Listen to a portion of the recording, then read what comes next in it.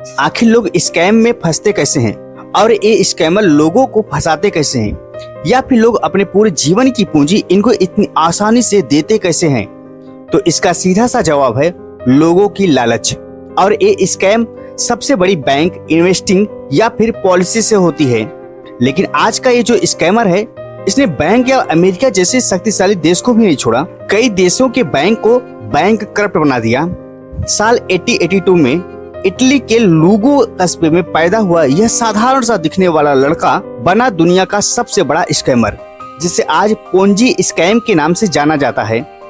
Internet पर search करने पर हजारों आर्टिकल्स मिल जाएंगे पोंजी स्कैम्स के नाम पर, जिसका पूरा नाम चार्ल्स पोंजी है।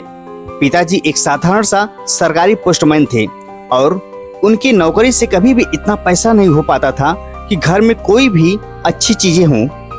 माँ की आंखों के आंसू और पिता की लाचारी चार्ल्स पोंजी को इतना झकझोर दिया था कि इन्होंने बचपन में ही ठान लिया था कि मैं इस गरीबी में नहीं मरूंगा, चाहे जो भी हो जाए मैं अपनी कहानी खुद ही लिखूंगा। जब चार्ल्स पोंजी का स्कूल में एडमिशन हुआ तब इनका पढ़ने में जरा सा भी मन नहीं लग रहा था। किताबें एक बोरिंग सी लग रही थी और सपने अमीरों वाले थे। चार्ल्स जब भी स्कूल जाते थे तब वो अपने अमीर दोस्तों के साथ घूमना चाहते थे।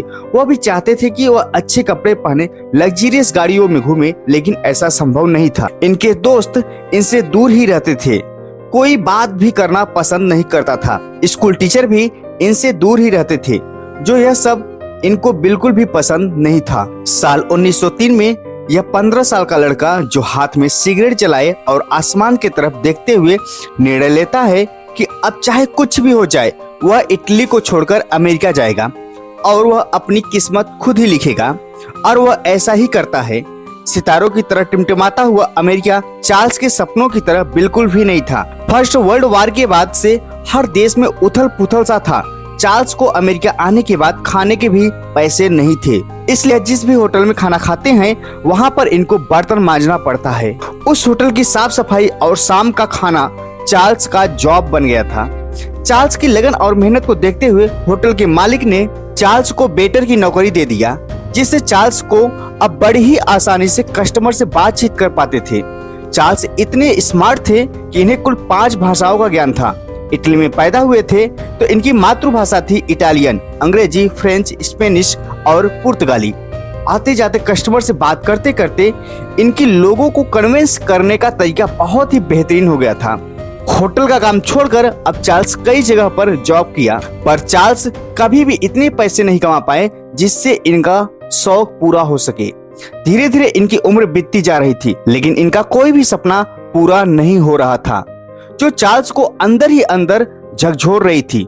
लोगों की लाइफ स्टाइल, सूट बूट, महंगी गाड़ियां देखकर चार्ल्स अंदर ही अंदर जल से रहे थे। उन्हें बहुत ही ज्यादा पैसे कमाने थे, लेकिन बहुत ही कम समय में।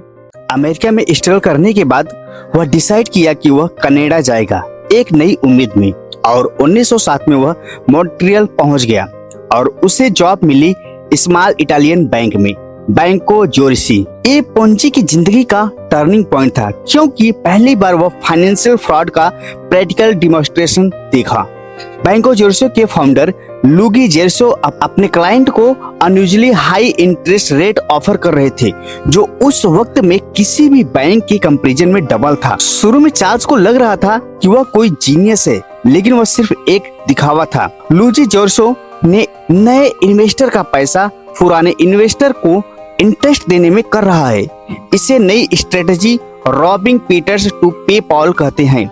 इसमें असल में यह होता है कि नए लोगों का पैसा लेकर पुराने लोगों को रिटर्न किए जाते हैं। लोगों को लगता है कि कंपनी ग्रो कर रही है, लेकिन ऐसा नहीं होता है, सिर्फ एक इल्यूजन क्रिएट किया जाता है। पोंजी यह देख रहा था और उसने यह रियलाइज किया कि लोग कितनी जल्दी से हाई इंटरेस्ट के लालच में लोग कैसे फंस रहे थे। लेकिन यह स्कीम ज्यादा दिन तक नहीं चला और बहुत ही जल्दी बैंको जोरिसो का यह स्कैम एक्सपोज हो गया। जोरिसो चुपके से पूरा पैसा लेकर मैक्सिको भाग गया और बैंक कोलैप्स हो गया।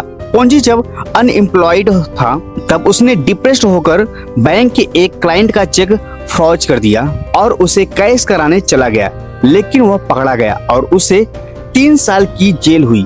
ये जेल टर्म पोंजी के लिए एक इम्पोर्टेंट लेसन था। जेल में उसने फ्रॉड और डिस्प्रेशन की दुनिया को और ज्यादा क्लोजली समझा। उसे यह समझ आया कि जब तक लोगों का रिटर्न मिल रहा है, कोई भी डीप इन्वेस्टिगेशन नहीं करता। जेल से निकलने के बाद पोंजी ने अमेरिका जाने का कोशिश किया, लेकिन उसके पास पैसे नहीं थे। पैसे कमाने के लिए उसने इनलीगल तरीके अपनाया। इटालियन इमिग्रेंट्स को सीक्रेटरी अमेरिका ले जाने का प्लान बनाया, लेकिन इस बार भी उसका लक बहुत ही खराब था और अथॉरिटी ने उसे फिर से पकड़ लिया और पोंजी फिर से जेल पहुंच गया। इस बार 2 साल के लिए जेल हुई। इस ईयरली एक्सपीरियंस ने पोंजी को सिखाया कि फ्रॉड की साइकोलॉजी क्या होती है, ग्रीड, ट्रस्ट और सबसे इम्पोर्टेंट रॉबिंग पीटर्स टू पे पॉल की आइडिया। जेल से निकलने के बाद पोंजी पूरी डिटरमाइन था कि इस आइडिया से वो अपनी पूरी जिंदगी को बदल देगा, लेकिन उसे यह आइडिया नहीं था कि वह जो करने वाला है वह इस फाइनेंशियल दुनिया का सबसे बड़ा फ्रॉड होगा, द पोंजी स्कीम। जेल से निकलने के बाद पोंजी नए गेम चेंजिंग की तलाश में थे और उसे जल्द ही हाथ लगा एक unique coupon, IRC international reply coupon. Simple सा लॉजिक था। फर्स्ट वर्ल्ड वॉर के बाद यूरोप का फाइनेंस गिर चुका था, जिसकी वजह से यह कूपन सस्ते में मिलते थे और अमेरिका में उनकी वैल्यू ज्यादा थी। पोंजी ने इस लूपहोल को आर्बिट्रेज का नाम दिया। यूरोप में सस्ते खरीदो और अमेरिका में महंगे में बेचो, और जो बीच में कमीशन बच जाए उसे रख लो। उसने लोगों से कहना शुरू किया कि आप हमारे बिजनेस में अपना पैसा इन्वेस्ट करो, मैं यूरोप से कूपन सस्ते में खरीदूंगा और अमेरिका में महंगे दामों पर बेच दूंगा। आपका पैसा सिर्फ 45 दिन में 50% रिटर्न कर दूंगा। आइडिया सिंपल और अट्रैक्टिव था। लोगों को पोंजी पर भरोसा भी हुआ और धीरे धीरे पैसा आना शुरू हो गया। लेकिन प्रॉब्लम क्या थी? प्रॉब्लम यह थी कि आइडिया केवल पेपर पर ही था, प्रैक्टिकल नहीं था। प्रैक्टिकली मिलियंस में कूपन खरीद कर बेचना नामुमकिन था, लेकिन पोंजी ने यह प्रैक्टिकल प्रॉब्लम्स लोगों से छुपा कर रखा और लोगों को बस सपने दिखाए और पैसे लिए। शुरुआत में पहले के कस्टमर के पैसे मिल भी रहे थे, पहले के रिटर्न होते हुए पैसा देखा तो और नए लोगों ने अपना पैसा लगाना शुरू कर दिया। धीरे धीरे वर्ड ऑफ माउथ की मार्केटिंग शुरू हो गई। लोगों ने अपने अपने फैमिली फ्रेंड्स को खुशी खुशी रिकमेंड करने लगे। पोंजी की पॉपुलैरिटी इतनी ज्यादा बढ़ गई कि पोंजी के ऑफिस के बाहर लंबी लाइन लगने लगी। जुलाई 1920 तक पोंजी 1 मिलियन से अधिक पैसा एक दिन में कलेक्ट करने लगा, जो आज के हिसाब से लगभग 8 करोड़ रुपए होते हैं। पोंजी लोगों से एक ही बात कहता था कि मैं आपका पैसा डबल कर दूंगा, बस आप अपने सपने पूरे करिए। और लोग बिलीव भी करते थे, क्योंकि पहले के इन्वेस्टर के पैसे को वे डबल होते हुए भी देखा था। अब इतना पैसा आया तो चार्ल्स पोंजी की लाइफ स्टाइल भी चेंज हो गई।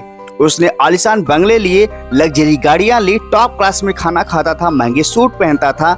लोगों को लगता था कि यह बहुत ही बड़ा आदमी है।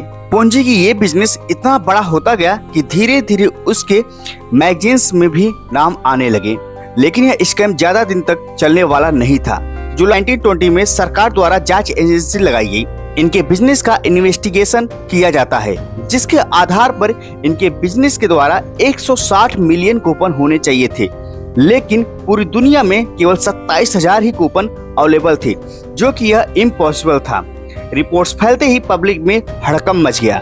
धीरे धीरे पोंजी की पास्ट लाइफ की भी पोल खुलने लगी। तब इन्वेस्टर पोंजी के ऑफिस में तोड़ फोड़ मचाना शुरू कर दिए। अब यह स्कैम पूरी तरह से खुल चुका था।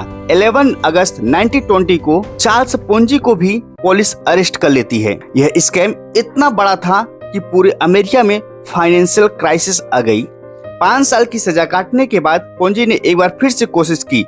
उसने फ्लोरिडा जाकर रियल एस्टेट की स्कीम शुरू कर दी, लेकिन जल्द ही यह स्कैम भी एक्सपोज हो गया और चार्ल्स पोंजी को फिर से जेल हो गई। अमेरिका ने उसे अपने देश छोड़ने का आदेश जारी कर दिया और चार्ल्स पोंजी को इटली आना पड़ा। फिर पोंजी ने ब्राजील गया, लेकिन अब उसके पास कोई पैसा नहीं था, यहाँ तक कि खाने के भी कोई पैसे नहीं थे। पोंजी को हार्ट अटैक आया, जिसके लिए वह हॉस्पिटल में एडमिट हुआ, लेकिन हॉस्पिटल में भी देखने वाला कोई नहीं था और पोंजी ने अपनी आखिरी सांस गरीबी, बीमारी और बुरी मौत से मरा।